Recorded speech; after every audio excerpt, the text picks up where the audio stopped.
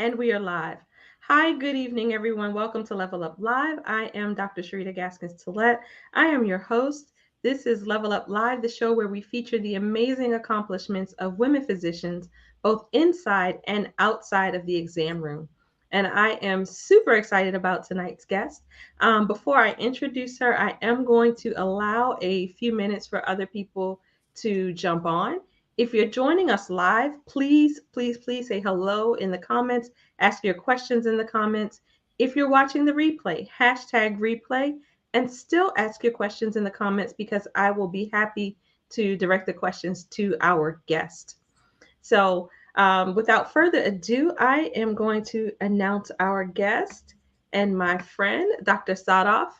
Dr. Sadaf is a board certified OBGYN and executive coach for women based in New York.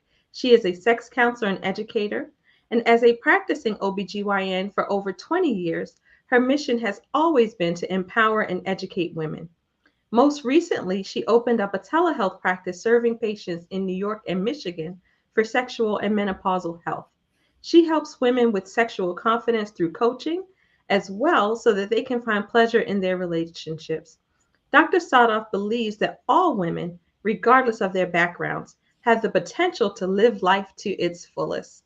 Welcome, Dr. Sadaf. How are you? Hi, good. How are you? Thank you so much for having me on, Dr. Gaskins Tillett. I am doing great. How are you?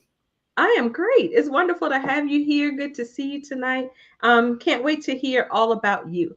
So tell us, let's jump right in. I like to start by asking about your journey through medicine.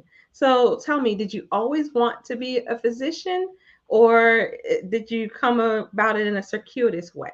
Yes, no. So ever since I was little, my mother told me that I was going to be a doctor. Ah, And no pressure. yeah, no pressure. So what actually happened is that my dad, he always wanted to be a doctor, and he had gotten accepted to medical school twice in his life, and then wasn't ever able to accomplish that goal. And so he always wanted at least one of his children. There's five of us, and so he always wanted at least one of his kids to become a doctor. So I was lucky enough to be the one that ended up becoming a doctor with with school and education and all of that. But I really wanted something where I could focus on women's health because I always found that that was an area that I saw lacking in terms of when I was growing up, and I never really had too many female physician role models, and so I wanted to be the role model that I never had.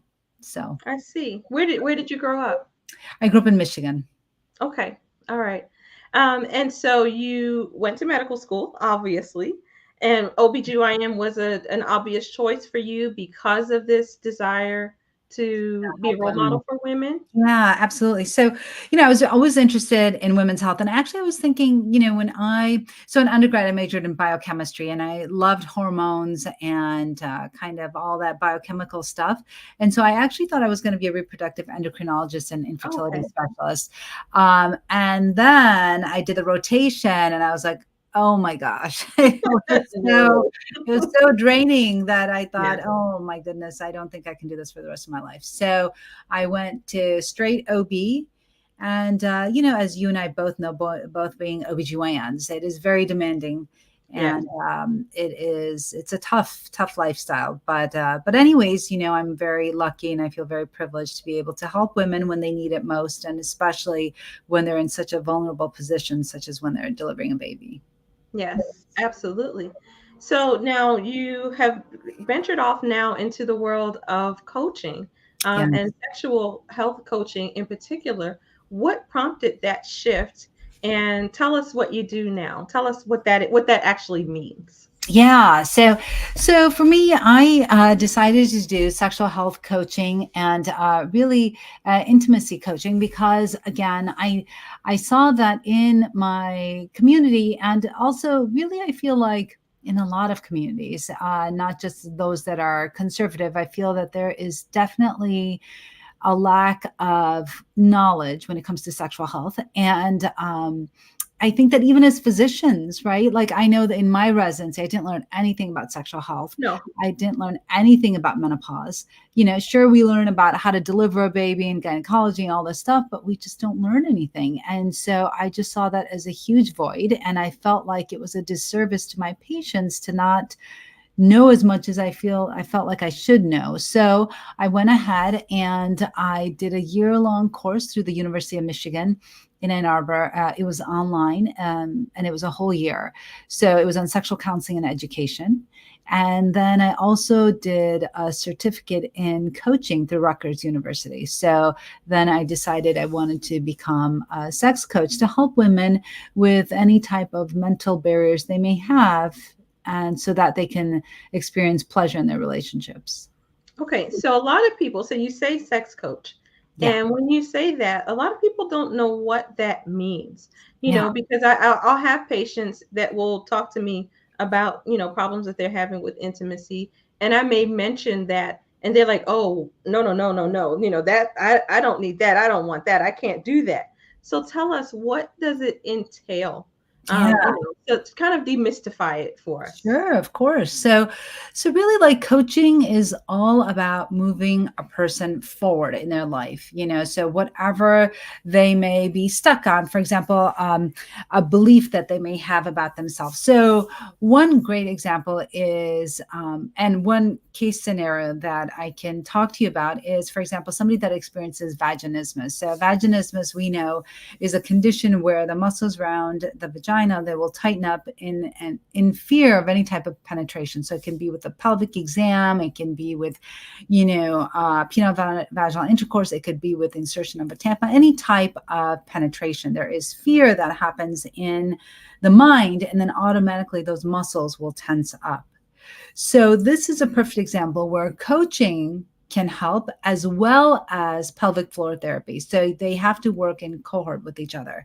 And, so the patient would need to go for pelvic floor therapy, so that to use like dilators to, get an assessment of how tight their muscles are, whether or not they need Botox on those muscles if they're so tight. And then cognitive behavioral approach. So for example, we'd have to go into like their thoughts. We know that, there's like a gazillion thoughts that we have throughout the day. And those thoughts lead to feelings, and then those feelings lead to action. So if I'm thinking that something is going to be painful, automatically I'm going to have fear and anxiety, right? That's the Right. feeling that I'm going to have. And then the action that's going to happen is that those muscles around the vagina are going to tighten, and they're not going to allow any type of penetration, because already in my head, I'm thinking that I'm going to have a lot of fear. It's going to be painful. It's going to hurt, all those things. So Right.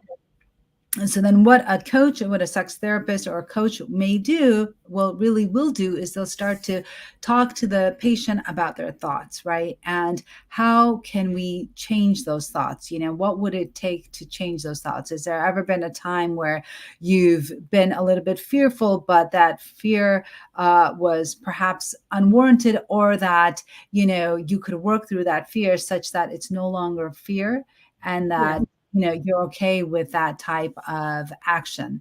And in this case, it would be like, say, a pelvic exam, right? So you would work through that fear that the patient may have, and perhaps talk to them about what is causing them to have that fear, right? So I can give you an example. A patient that I was working with, a client, she had vaginismus, Hmm. and she came from a very conservative Christian background, and she believed that and she was in a relationship, and she believed that having premarital, intercourse was wrong. Yeah. So because of that, those feelings of guilt and shame would come in, and then all of a sudden her, muscles would clamp up. And so Right. then we discussed for her, what was causing. And so it never occurred to her that those thoughts and those Uh, feelings were causing her body to react in a certain way. And so once that she understood that, she then could come up with a solution, to her situation. For her, it was to wait until she got married to have intercourse. So, that's just one example of, right. how coaching comes into play, and how you work with a patient's or a client's thoughts and feelings to help them get to an action that they want. So how long is your course of treatment generally? Would you Yeah. say on average? Because I mean, you explained this, but I'm sure it's not as simple as a one discussion. You get to the bottom of it and everything's fixed. So how No. long is the treatment course generally? Yeah, yeah. So usually, it takes about 8 sessions. Okay. And really, you have to work with the root cause. And again, those are, the thoughts. And then we go with that. And then we talk about, how can we change those thoughts? And, what would it take? And then, coaches are not therapists by any means, right? Right. Therapists are totally different. Therapists usually dealt with issues that are in the past, whereas coaches will dabble a little bit with the past, but really it's all about moving that client forward and how can that patient move forward so that they can have the result that they want in their life. I had another client that she just really was never able to create time for her. She wasn't satisfied with her relationship with her spouse. And when we started talking, so this is why it takes like 8 sessions, because Hmm. you start with a little bit. Each session is about an hour long, but you start with something small. You start with a goal that you want to achieve in that session. And then you kind of work through all of the different avenues and see how you can get to that goal during that session, right? So each session will have a goal, and the end result is to get you to the goal that you really want to have, which may be to have a better relationship with your spouse, right? Maybe it's to stop having negative thoughts about yourself. Maybe it's about how to increase intimacy in your relationship. Maybe it's, how to stop spectating when you're physically intimate with somebody, right? How to be mindful, all of those things. So that's why it takes a while. Okay, so I would imagine that this coaching. Right. So it can be group, but obviously it has to be a safe environment where everybody feels safe enough to be vulnerable, right? Yeah. Because really, when you're dealing with something as personal as this, oftentimes people will not want to share, their Right. personal Sure. information in a group. So for most women, they like it better one to one. Okay. So Yeah. now relationship health and intimacy are part of self-care. I'm all about self-care. Tell us how the two are related. Absolutely. How is this a part of self-care? Yeah, so definitely. So, intimacy, as we know, is that feeling of closeness that you have with somebody, right? Somebody's sharing, it could be sharing a personal moment. It could be maybe even as simple as holding hands, giving each other a hug, right? And so, because we all are social beings and we have an instinct for connection and closeness with others, it's so important for us to feel safe and supported and to have that connection. So, really, when you feel that, your stress reduction goes down. I mean, stress goes down because we feel loved. And whether it's romantic or platonic, that can provide emotional support during times of stress. And we know that the stress reduction can also release stress hormone. When a person is really stressed, we know that they release a lot of stress hormones like cortisol, which can, of course, adversely affect physical Sure. health in a person. So, just having and being in a relationship with somebody that you love and feel loved will decrease that stress hormone. We know that being in a relationship or having some type of intimacy with another person, or even just with yourself, right, improves your immune function. We know that positive social interactions and emotional closeness have been linked to improved immune functioning. And so that's always very important. Again, that lowers the stress hormone with cortisol, and it can also have a huge benefit in our immune function. We also know that people that are in relationships and feel loved also have longer lifespans, right? Studies have shown that individuals in strong and supportive, intimate relationships tend to live longer. And so it can be said that we tend to be more motivated if we find that we're caring for ourselves and for somebody else. And so if we know that we have someone and we want to be there for that person, then that, is a motivation that allows us to better take care of ourselves. We also know that intimacy can release some endorphins, right? And other Yeah. hormones that can affect our pain perception. And so physical touch and emotional intimacy and even sexual intimacy can help with pain relief and overall comfort. We also know that like even just hugging a person releases that hormone oxytocin, and that oxytocin is known as the love hormone. And Yes. we know that that helps also in our feeling of closeness and increasing emotional intimacy with a partner. We know that intimacy also can affect our mental well-being, right? So when you feel like you have that emotional support, then you feel like you can lean on somebody when you are trying to deal with stress, or if you need some advice, or someone that you can turn to when you are looking for that love and support. It also helps your self-esteem. It helps with your sense of belonging, and overall happiness and satisfaction increase when you know that you are loved and in a good and healthy, safe relationship. Wow. Yeah, It right. sounds like it helps everything, right? Yeah, And, absolutely. but I feel like this isn't something that people talk about very much. Yeah.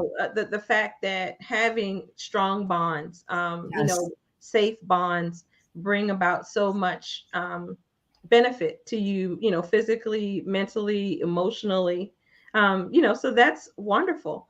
Yeah. But I imagine the people that you see are people who are struggling in one of these areas. So you mentioned women that are having, some physical issues, but what about some of the emotional issues? I know you talked about body image in particular, and I know that a lot of women, especially in perimenopause and menopause, as things begin to change, will Yeah. experience some feelings, about their physical, about their bodies. As their bodies begin to change, will feel some, discord and disconnect. How do you address those things? Yeah. So, one of the most important things, I'm sorry, were you going to say something? Nope. Okay. I think one of the most important things is practicing mindfulness. So I know that that is really like a buzzword that we have nowadays, but really studies have shown that in a cohort of women that practice mindfulness for between 6 to 9 months, whether it was with a group or on their own, and the study that they did was actually So with hold a on a group. second, Sadaf.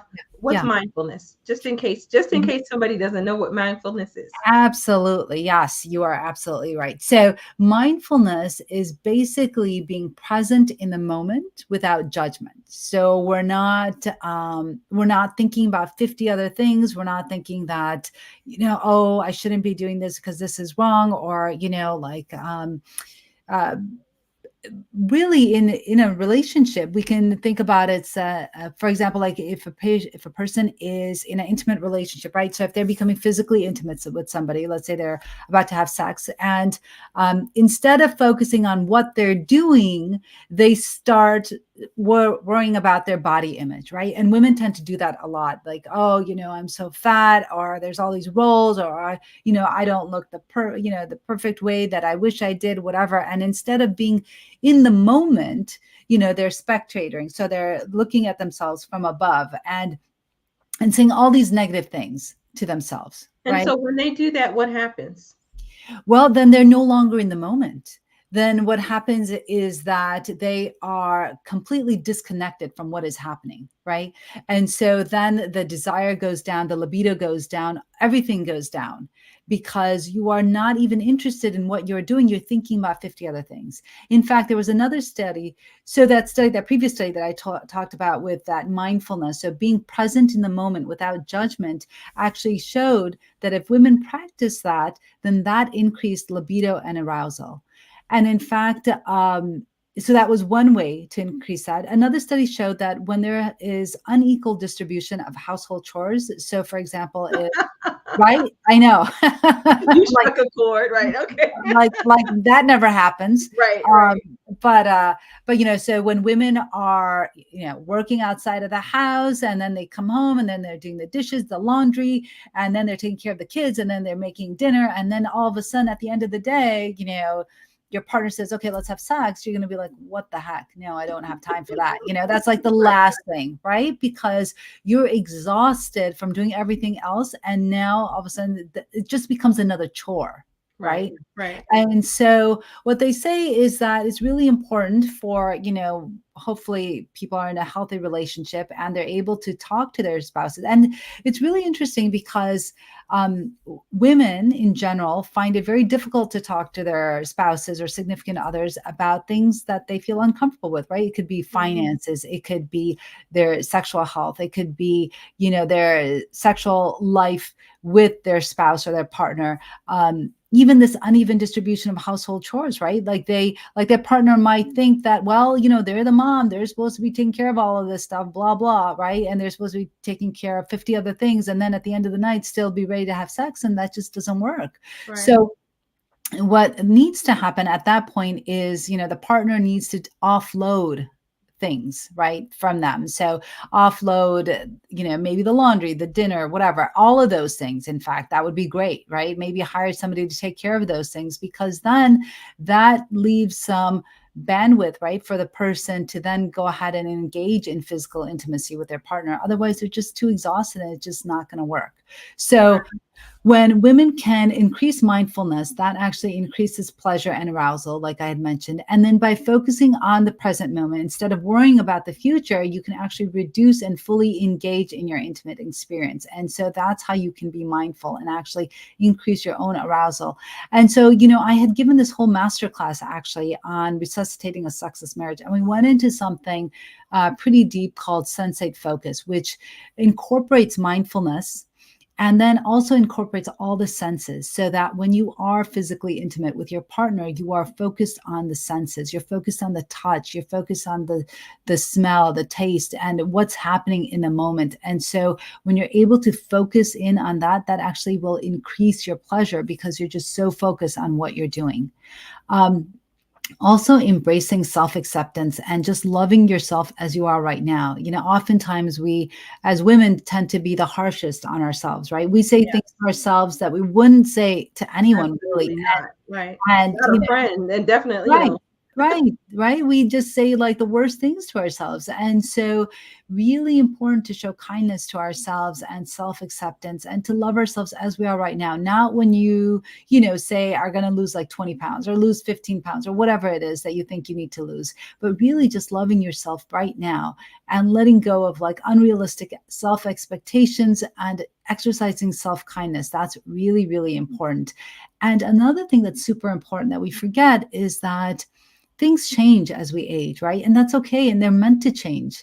But Right. things are not going to be the same as they were when we were 20 years old. Our bodies are not the same. Our minds are not the same, right? You and I were just talking offline Yeah. about brain fog and perimenopause. And it's real, it's true. And just, so loving yourself for who you are at this moment right now will really increase your mindfulness, but also your love for yourself, which is super important because we know that if we are not able to love ourselves, then it's unlikely that we're able to love other people, right? Right. So we need to first show that kindness and love to ourselves. And embrace the beauty of whatever stage of life we're in. It's okay to have, I think that a lot of times people think that, love and intimacy should be spontaneous, which is great if it is, and oftentimes happens in the initial stages of a relationship. But Right. as we become more comfortable with our spouses and our significant others, then we have more of what's called a responsive desire. And that's okay too, because that's what happens in long-term relationships. You have to kind of, things start to happen, say you start to have some foreplay and things like that, and then the body becomes aroused. So you can actually have the desire, you can have the arousal first and then the desire. And that actually is part of the female sexual response cycle that was created by Rosemary Basson in 2001. What you and I learned was back in something called the sexual response cycle, and that was based off of research that was done on men Was it in the Masters and 1960s. Johnson or Yep, something? yep, Yeah. Masters and Johnson. I remember that. Yep, Masters and Johnson in the 1960s. And so, they never, of course, studied women, as most of our research, as you know, doesn't really involve Right. women. Right. And so that research, so the female sexual response didn't come about until 2001. So it took a really long Wow. time. I know, right? 2001. Yes. So from all that time, so they studied men in the 60s. So from the 60s to 2001, Yeah. they forgot about 50% of the whole experience. That's correct, right. Okay, So I'm just they checking. established, I know, right? So they finally established the female sexual response, and what that means is that, oftentimes we can have arousal before the desire happens, and that's normal, and that happens in responsive desire. And that all goes back to just really appreciating and acknowledging the stage of life that we're in right now, and it's okay if that happens, because all of that is normal. One other thing I think is super important, and I think something that we forget is, and you mentioned it actually, is to prioritize communication, right? It's super important to communicate with your spouse and your partner. And if it helps, sometimes writing down your desires and openly discussing, them with your partner really sets, I don't want to say sets expectations, but at least your partner knows what it is that you like and what you want, right? Because Right. oftentimes, especially when we're in long-term relationships, we just feel like, well, he should just know what I want. Right, and, right. and Well, you talked about women not even being comfortable, talking about things that make them feel uncomfortable, you yes, know, or yes, things that they think might cause discord. And yes. so I would think that that's one of those things too. Absolutely. And oftentimes what happens is that the spouse might think that they're being like judged, or they may think that, they're not good enough, or that what they're doing is not good. And then they may start to have performance anxiety, and then they may lead to, erectile dysfunction, all of those things, right? So that's why it's so important to have that open communication and let your spouse know what it is that you like and what you want. And that, obviously that you're not criticizing them, but that you just want to, there's certain things that you may want to explore. There's certain things that you may want in your relationship that you don't have, right? And so it's really super important to have that open communication. In fact, there's a survey called the Female Sexual Satisfaction Survey, and they, polled all these women, and they found that the number one factor that stated whether or not a woman was satisfied in her relationship was communication, was whether or not Mhm. she prioritized communication.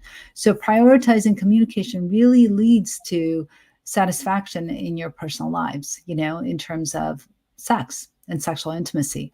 Oftentimes what I notice in couples that I've been talking to is that we just don't make time for each other, right? We don't make Yeah. time for sex. We don't prioritize intimate moments. And I know it sounds counterintuitive, but, really scheduling a day, scheduling a night where you just carve out that time for your partner will make your partner feel really special, right? That you're going to put aside everything. You're going to put aside your phone. You're going to put aside anything else that may be getting in the way, and that you just focus on them and not talk about the kids, right? Yeah. It seems Yeah. like every Right. And the time, schedule and yeah, every time you get together with the your spouse, repairs for the house. Right. yeah, exactly. The finance, the bills, right? All Yeah. that Yeah. stuff. Yeah. So instead of doing all that, really just focusing on them and who they are as a person and what's going on with them in their life, so really creating a sacred space for a connection, whether that's through scheduled date nights or simply just,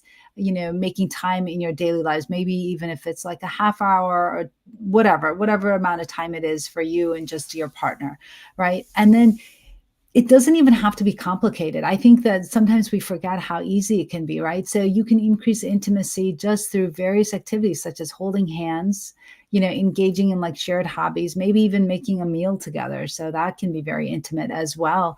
And or just doing something new together, like going outside for a walk if you've never done that together, or I don't know, some couples like to do rock climbing or something that they've never tried. Maybe it's ballroom dancing or something, like some new experience that's exhilarating to them that they want to share with their partner, so that it builds that emotional connection between them and their partner. And that's really important as well. So, a lot of simple things that you can do, even when you're watching TV, right? Like instead of sitting on opposite ends of the couch, maybe Yeah. sit closer together, right? And like Yeah. you actually Yeah. like each other, and, like hug and hold hands, right? So those are simple things that people can do that don't really require, money or anything. It's just really, it's about spending time and being and really showing that other person that you care about them. Yeah, it sounds like it's about being intentional, Yes, because that's the thing, when you're in the dating phase, and especially if you don't have kids or anything like that, that, you're pretty free. Yeah. and things come more, come more easily. But once you have all of these responsibilities and, you both work, you have kids, you have a house to maintain and all of those things, things don't come as easily. And so you have to be intentional about nurturing the relationship. And I think that's what happens. A lot of times the women that I talk to, they feel disconnected from their partners because they're not really spending any time. And it's almost like the relationship is an afterthought Yeah. that, or like you have time, you have all these things you must do in the day. And so you're going to be at home anyway when I get there, right? So once Right. I get home, then I'll have time with you, if it's available, if you're available, or whatever, instead of actually prioritizing the relationship and prioritizing the intimacy and making space for it, in your world. Right. Now how do we? So it's great that you provide this service, because I know how many women I encounter that talk about this. I guess two questions: how big is the problem? Does anybody know? Has it been estimated? Number one. And number two, when you talk about the mindfulness in particular, Yeah. what strategies can people use to bring themselves back to the moment? If they are going off in their own mind about, their body image, or going down their to-do list, or thinking about how they should be asleep because they have to be up in 6 hours, whatever it is. Yeah. Yeah. What can they do to bring themselves back to the present?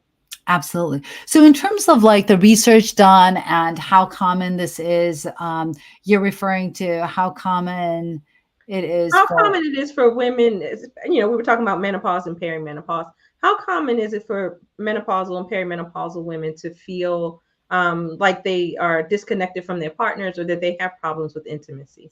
Oh my gosh, it is super common. I don't know, like in terms of a direct number or like a concrete number, I couldn't tell you, but it is super common. And I think most women feel that way, that they feel disconnected from their partner. And I think that happens as we get busier in our lives and we just don't make time for each other, right? And it all starts with a breakdown in communication and we're just not talking to each other anymore. And so the longer we go without having any type of communication with our partner, the more the rift is going to seem. And one of the top 10 reasons for divorce actually in the United States is a sexless marriage, which of course starts with a breakdown in communication. So that's something that's really important. Then you mentioned something about how do you bring yourself back to the moment, right, when you're thinking about 50 other things.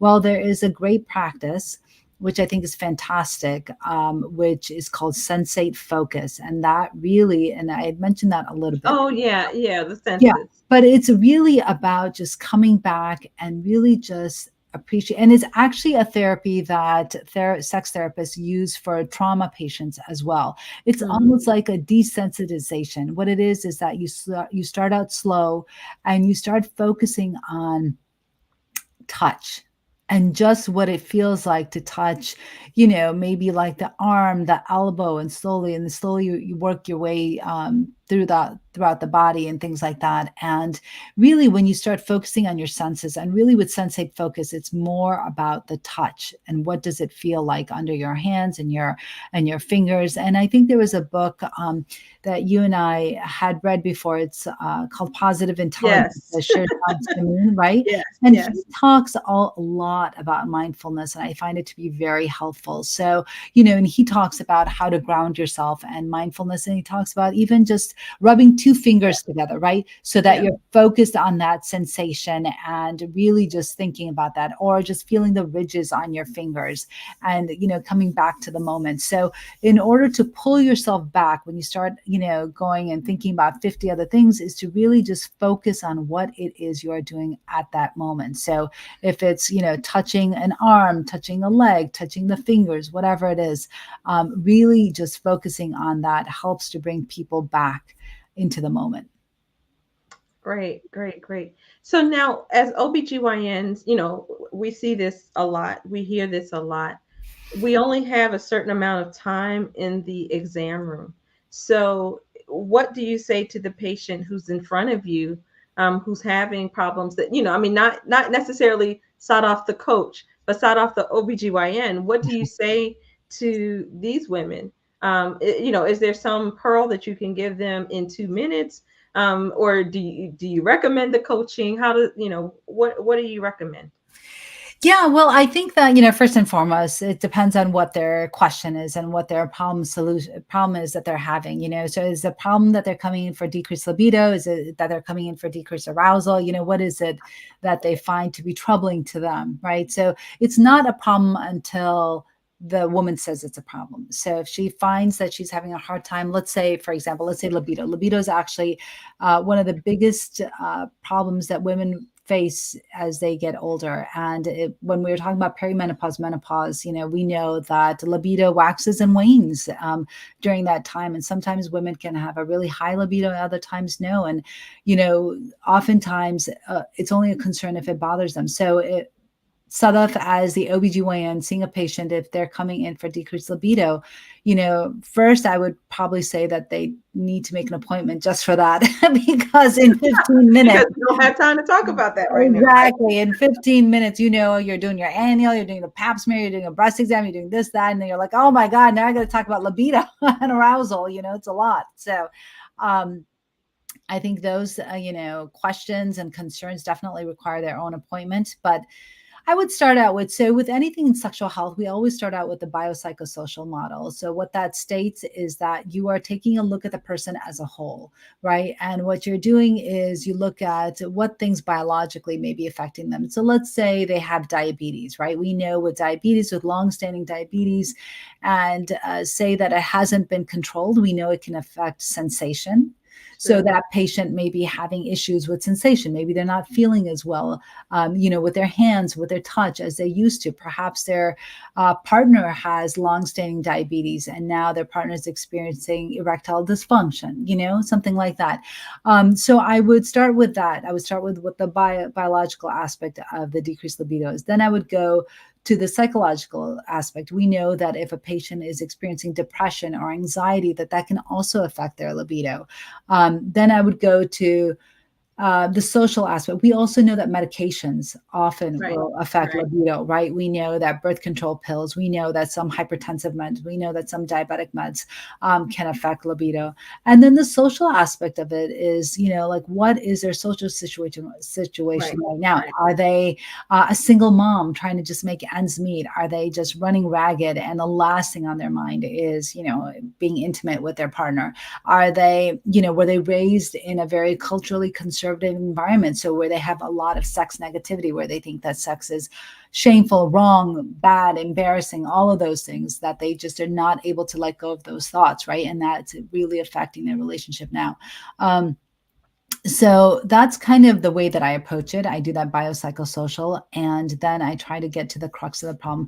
And if it's something like decreased libido, if we go through all of those things and, they check negative for all of those and they're like, nope, it's just, I just don't have it and it's bothersome to me, then we know that we do have two meds that are FDA approved for decreased libido. One is filbanserin and the other one is Vyleesi. One is an injectable drug that you give about 45 minutes before intercourse. Sometimes patients can have nausea with that, and but it's a melanocorticoid or something. But anyways, that's the generic, but it's called Vyleesi. That's the auto injector. And then there's the filbanserin, which is a medication that they take daily, and that's called Addy. That's the name for that. And so that can also help with libido. And there is, of course, testosterone that we can give to women, and you would need to go to a provider that not a provider that gives pellets, not those, because I was just getting ready to go there, but go ahead. Yeah, no, because pellets, the problem with pellets is that they're not FDA approved. And also we don't know the dosage that's going in each one of those pellets. And sometimes if you don't have a practitioner that's following your testosterone levels, you can get over therapeutic levels, which, you can start to have deepening of the voice, you can get clitoromegaly, you can get acne, you can get a male pattern baldness. All of those things can happen if you have very high levels of testosterone going on. So that's why it's super important to actually go to a provider that knows how to dose testosterone. And testosterone for a woman, specifically one that's in menopause, is only 1/10 of the dose of what you would give a man. And that's a cream. And typically it's a cream that you can place on the back of the thigh. And And so you would need to go to a provider that knows how to write testosterone for you. But yes, testosterone also can increase libido. So those are three of the medications that we often use. Wonderful. I'm feeling like you should probably be teaching classes to OBGYN. I don't know. We can talk about that offline though. You know how we do, right? Yes, yes. We just come up with more things for the other to do. But Yeah. No, sexual health is my passion. And so it's I love it. And I love the coaching aspect of it. And I also love to try to figure out what's going on and help but women the best that I but can. the thing is, Sadaf, there's a definite need, and there is a Yes. gap. There's a gap for sure Yeah. in this, and so I think and you did talk about a lot about the benefits of this, for women in general. Um, we're missing a whole part if we're not doing this, Yes. right? And so we 100%. do need to figure out a way to upgrade our intimacy health, Yes. personally and for our patients and just women in general. Women have to stop getting the short stick. I can't believe from 1960 Yes. 2001 that nobody True. bothered to even study us. Yes, it's true. So, That's right, crazy. we didn't get that. I mean, that wasn't published until 2001 when Rosemary Basson came along, and it's a circular model, by the way. So, the Masters and Johnson model was more linear, and then they never even added desire and arousal in there till Kaplan came along. There was another researcher, but again, that was focused on men. But it wasn't until Rosemary Basson came along and she made a circular model, and she said, nope, wait, for women it's more of a circular model, and there's things that come and influence, and this whole biopsychosocial Right. component affects women, and it affects their desire, affects their libido, and it affects really how they feel, and that emotional connection, that emotional intimacy that they feel with their partners. So all of those things weren't really included until she came along. Wow. Well, thank you so much. You've given us so much information, some great tools that we can use to help to uplevel our intimacy. If people are interested in working with you, tell us how they can accomplish that. Where can they find you? What services do you offer currently? Absolutely. Yeah. So I'd love to work with anyone that's watching that feels like they need help. I'd be more than happy to work alongside you. So I have for coaching services, and you can find that on my website at drsadaf.com. That's drsadaf.com. I also am on Instagram and YouTube and Facebook and TikTok as Dr. Sadaf OBGYN. And I also have some courses on my website. So I have two of the webinars that I did that you can buy off of my website. They're not too expensive. They're only $99. And they go through the webinars that I've hosted so far. And I will be having another webinar that initially they're free when I host them. And then if you're not able to make it, then I do charge for them later. And they sit on my website. And so you can definitely purchase them. I offer one-on-one coaching. So hold on. When's the webinar? You got to tell them when the webinar is so they know to look out for it. That's right. So the webinar that's going to be coming up is December 1st. It is scheduled for December 1st at 12 p.m.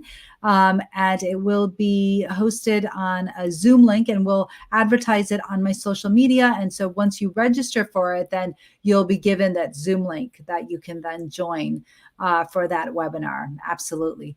And then also I offer telehealth services right now for sexual health and menopause. And I'm thinking about opening up an actual office here in New York as well to manage, help women with their sexual health, because I often think that, it's great to offer telehealth, especially when you're prescribing hormone therapy for women that are menopausal. But I think that really to fully serve women, you probably need to be able to evaluate them Right. and see really what it is, in terms of their vulvar health and things like that, what it is that they need. So I'll give you something really quickly, which I was surprised. Today I saw a patient in the office, in the clinic, and she was telling me she had some discharge going on, whatever. And when I took a look at her labia and her vulva, she had all of these like lesions, which I asked her if she's ever looked down there, and she said no. And she's a 52-year-old woman. Wow. And she's menopausal. And and I have to go and take a biopsy, but the skin has changed, everything like that. So I really think that if you're going to serve women and to really focus on this and do a good job, I think that you ultimately need to have an office where you can do an examination, especially Yeah. if women are not checking themselves, Well, right? And that's what I was getting ready to say. You hit on another really good point, is that a lot of women are so uncomfortable with their own bodies that yes, they don't look yes, there. They yeah, don't they don't investigate anything. They don't know their anatomy correct. That even. 100%. And I will So, tell you, Dr. Gaskins, that this woman, her skin was like completely red and torn up, and it's like mm, the color has changed. It's that bad. wow. And I wouldn't doubt it if it's something bad. But anyway, so I just think it's really important for women. This is just kind of a public Yeah, service announcement that it's important for us to know our anatomy and right. know what's going on. And so Check that stuff will out, right? exactly. So that way, if Hand something mirrors. Hand mirrors are your friends. 100%, 100%, because Yeah, if you don't know that there's something going on down below, if you don't know that the color is changing, that's not a good thing. So, right, really just examine yourself and be an advocate for yourself is really what I'm saying. right. Well, this has been wonderful. Like I said, thank you for all of the good information. I'd like to end on a variation of the same question. And so for you, I would ask, if I, as a woman, as a patient, am looking to up level my intimacy, what is the single best thing I can do? Communication. That's it. Make time in your day with your partner when neither one of you is distracted, right? Put away your phones, just focus on each other, actually look into each other's eyes, not at your phone. It drives me bananas when I'm talking to my partner, my husband, and he's like staring at his phone while I'm talking to him. And I'm like, do you even hear anything I'm saying? Like, can you even paying Right, attention? So yes, I would say like completely, like completely undistracted time, just like you said, being intentional. And when you're with your partner, your husband, whatever, whoever, and really just giving them that attention that they deserve to make them feel special, and so that you can share that emotional intimacy that will then lead to physical intimacy. But I think you need to have that connection, and that connection starts with communication. And don't be afraid, because it could be that your partner is afraid to have that conversation right, with you, right. right? Yeah, It goes yeah. both ways. Somebody's got to take the first step. Yeah, yeah. So number one, communication. Great. Well, thank you again for everything. Yeah, Like I said, you and I will talk offline because I think, there's some things that need to happen. yeah, But anyway, thank you so much. yeah. Guys, don't forget to register for her webinar. It's going to be amazing. So like and follow Dr. Sadaf. Share this video. If you are somebody who's dealing with problems in your relationship or with your intimacy, and even if you're not, if things are great in your relationship, we just told you that there's a lot of people out there who don't have, who are not in a good place with their intimacy. Please share this so that other people will come to know about Dr. Sadaf and the work that she does, and maybe gain some pearls here that can help them. So that's it for tonight. Thank you so much for joining Thank us. you. Again, if you have questions, put them in the chat. I'm happy to pass them on to Dr. Sadaf later. Thank you very much, and I will see you guys next week. Take Thank care. you. And Thank thank you. you again, Dr. Sadaf. Thank you. Thanks. Bye.